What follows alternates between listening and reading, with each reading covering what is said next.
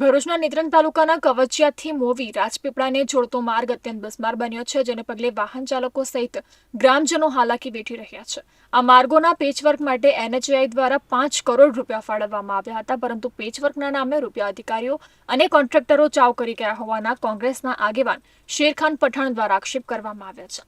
જ્યારે 55 કરોડથી વધુના ખર્ચે નિર્માણ પામેલ નેત્રંગ અંકલેશ્વર માર્ગ પણ ચોમાસામાં હાલ બિસ્માર બન્યા છે.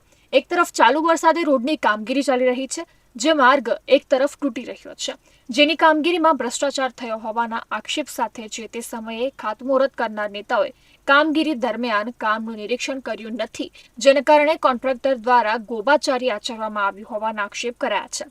ત્યારે આ ખાતમુહૂર્ત કરનાર નેતાઓએ તકલાદી કામગીરી કરનાર કોન્ટ્રાક્ટર અને અધિકારીઓ સામે ફરિયાદ નોંધાવી સબક શીખવાડવા સાથે બંને માર્ગોની કામગીરીમાં તપાસ બેસાડવા સહિત પેચવર્કની કામગીરી નહીં કરવામાં આવે તો રોજ ચક્કાજામ અને કચેરીઓની તાળાબંધી કરવાની ચીમકી ઉચ્ચારવામાં આવી છે. જે કોઈ પાર્ટીના લોકોએ આ રસ્તાની ઉપર ખાતમુહૂર્ત કરેલા, હું એમને આજે મીડિયાના માધ્યમથી કહેવા માંગુ છું કે સાહેબ, તમે જો આ રોડની ઉપર ખાતમુહૂર્ત કર્યા પછી એક પણ વખત વિઝિટ કરી હોય તો આની ઉપર તમે FIR કરો.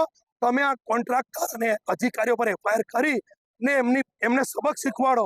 આજે હું ફરી મીડિયાના માધ્યમથી કહેવા માંગુ છું, તાત્કાલિક આ બે રસ્તાની ઉપર તપાસ બેસાડી અને એની ઇન્ક્વાયરી કરાવો.